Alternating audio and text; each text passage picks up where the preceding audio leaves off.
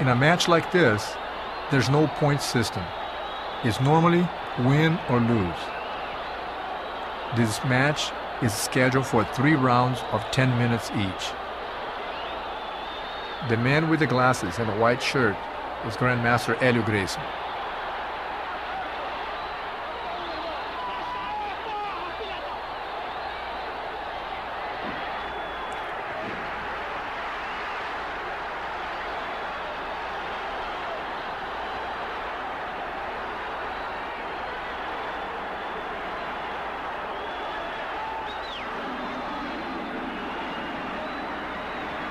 If you have to fight an opponent who is bigger and stronger than you, it is not a good idea to try to exchange punches with him.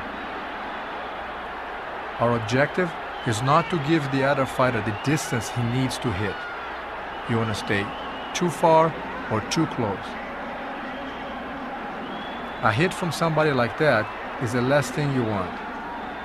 The jumping around you see is in hopes to disguise his approach. Due to the big weight difference, it might be difficult to flip the opponent. One has to wait for the right moment.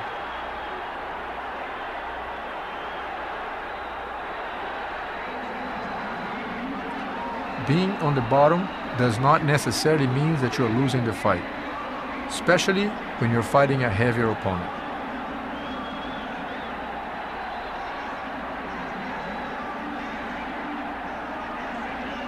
You may have to wait for a while for the right opportunity to turn things around.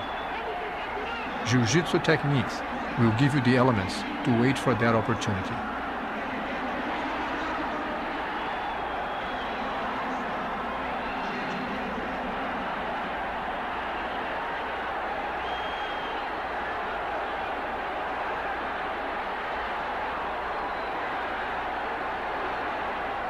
It is smart to keep the opponent very close, so he cannot develop the distance for a powerful hit.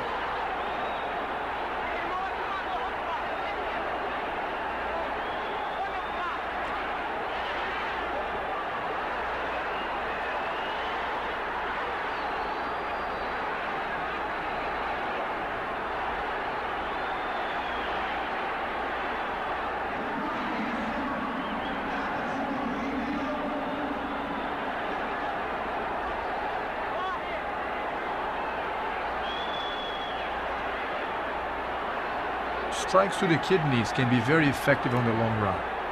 In one of my father's fights, his opponent took such a beating to the kidneys that after the fight, he was urinating fragments of the kidney.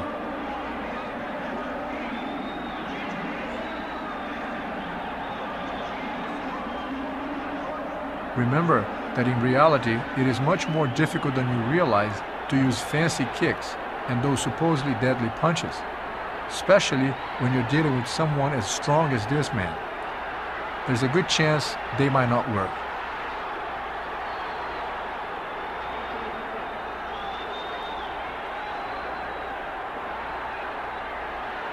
As you can see, in this kind of fight, they are not trying to make it look good for the camera or the audience. They are trying to survive.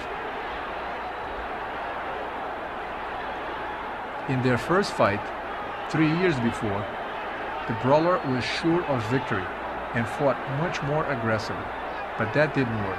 He was defeated with a chokehold in 12 minutes. Now, in this rematch, Rickson's second professional fight, the brawler is a little more apprehensive.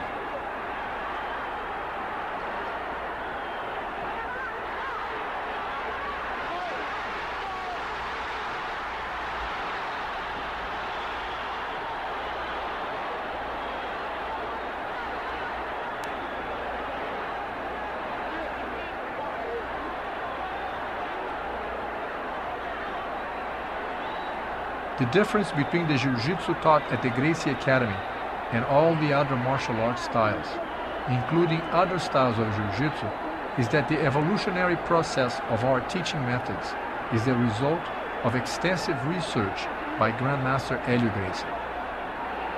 Not only did he have to adapt some of the traditional Japanese techniques to accommodate his lack of strength, but more important, was his contribution as a teacher, developing the teaching method so efficient that he could teach virtually anyone.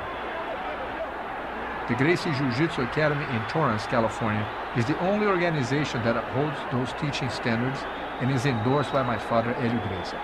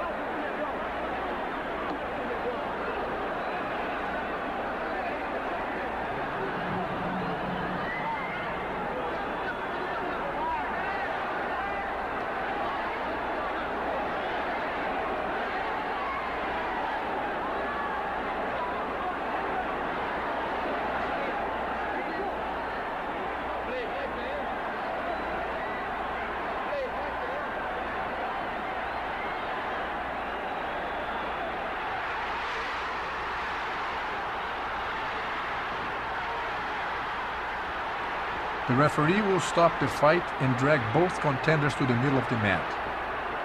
But notice that the brawler is going to sneak in a punch during the break.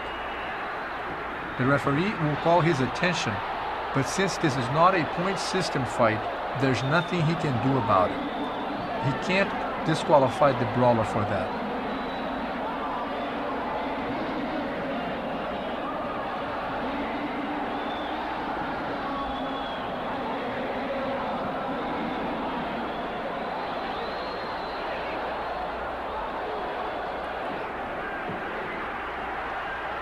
Everyone who looks at martial arts as a means of self-defense is really looking for the effectiveness that can be found at the Gracie Jiu-Jitsu Academy.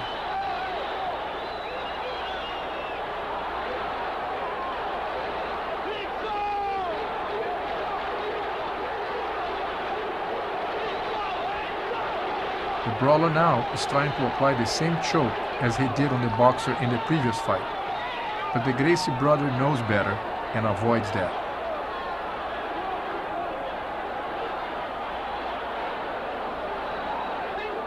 Once again, the brawler goes for the choke hold.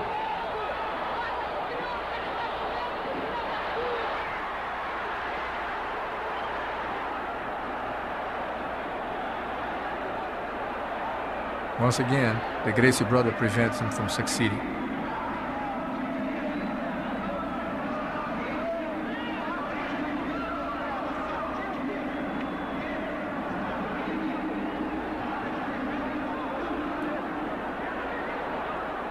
Believe it or not, the safest thing to do when fighting somebody like this is to stay as close as possible so he doesn't have the distance to hit you with the effectiveness that he would like to.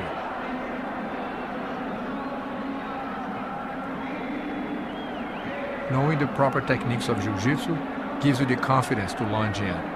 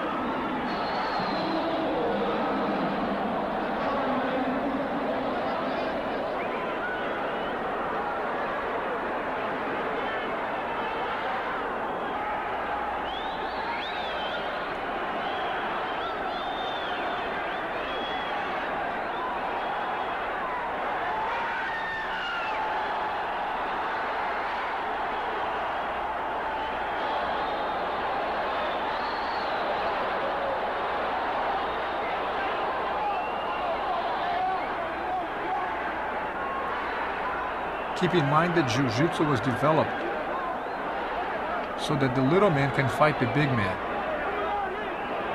Sometimes when you have a strong opponent like this, simply holding on, it forces you into waiting for the right opportunity so that you can make your move.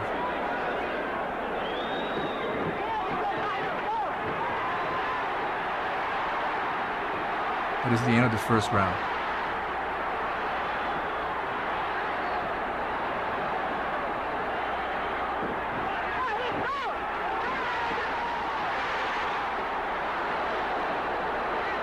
They go back to the action.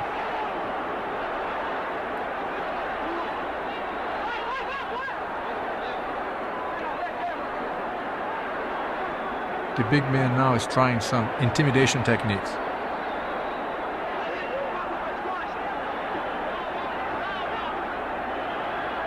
The Gracie brother did not hear the bell ring, and he checks with the referee to see if the round has begun. The big man is tired, and he wouldn't mind waiting a little longer. The Gracie brothers knows that, and is going to start pressing the buttons and push the fight to his pace.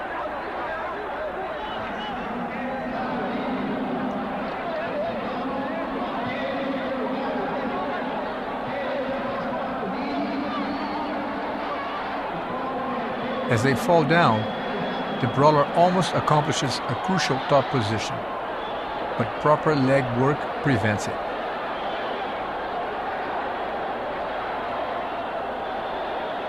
In a fight of this magnitude, there's much more happening than one realizes.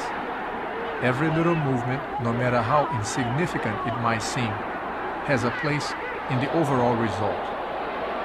Just like in a chess game, the way you move a little pawn may decide the result of the whole game.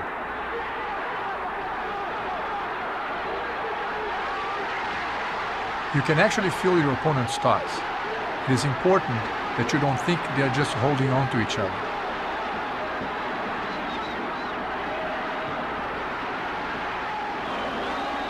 The Jiu-Jitsu man knows that his opponent is tired and is preparing to make his move.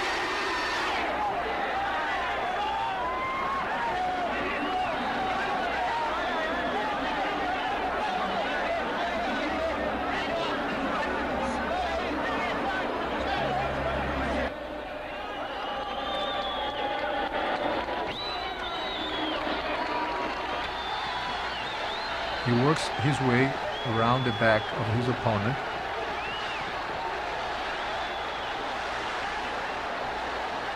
And gradually climbs on his back.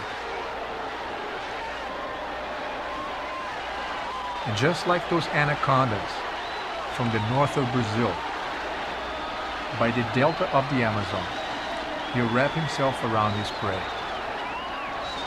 The end is near. In his last attempt to escape, the desperate man rolls around.